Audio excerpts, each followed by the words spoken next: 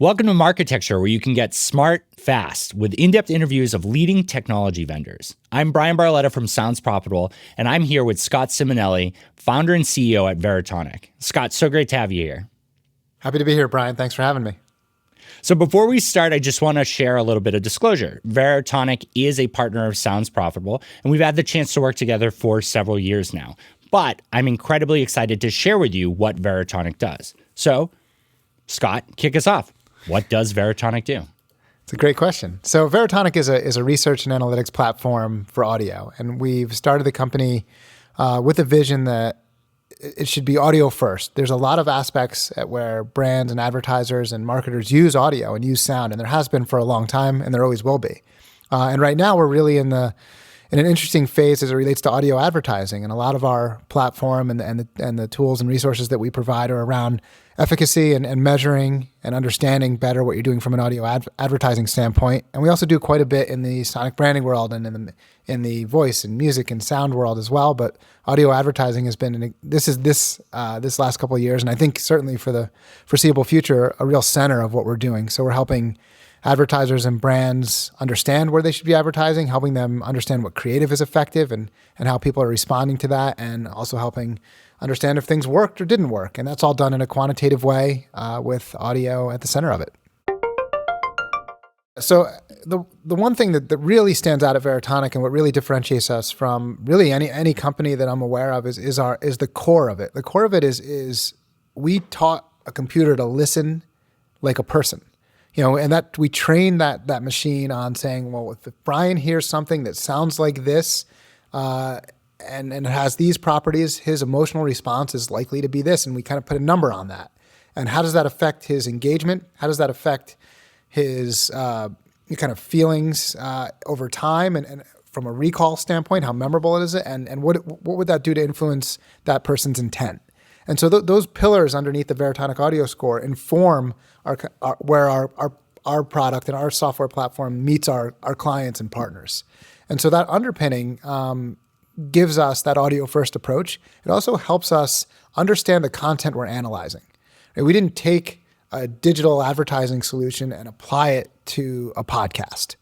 Right? We're very interested in what the content is and what's in that content, and then how that's going to affect the user behavior. And now that's the research part of it. Now there's an analytics part of this as well, which we'll certainly cover, right? Like, did something happen? And that's very, did this fire, did that fire? That can be pixels, that can be, pages loading, that sort of stuff. But, from an analytics and research standpoint, it has to be underpinned by that audio first approach. And so then from there, what we want to do is want to look at the different stages at which somebody needs to answer these questions and get this information.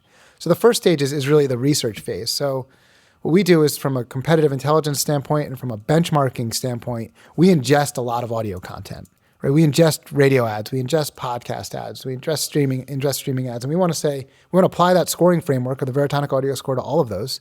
We want to help people understand, where should I be advertising? Or what do my competitors' ads sound like? Or are my ads doing really poorly? Or is my sonic logo unidentifiable? Or is the music I'm going to use in my TV ad, how does that stack up versus all these other pieces of music? And so we can take that information and voice as well, and then provide that in our competitive intelligence product. You can see everything from what are people spending on audio advertising to what do their ads sound like, or what kind of audio content do they use.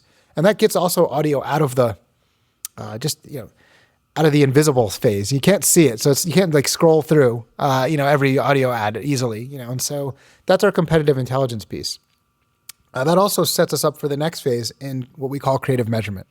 Creative measurement's a testing tool, right? So you want to know if you're using the right content at the right place for the right audience, and how effective is it? So if you can compare one thing to another in a statistically significant way, that's great. Ad A is better than ad B, or this is better than that, and I'm 99% confident or 85% confident in that. And I know that based on emotional response, intent, engagement, and recall. This one got a 75, this one got a 74. And that's what creative measurement does. That's the first thing we launched on our platform.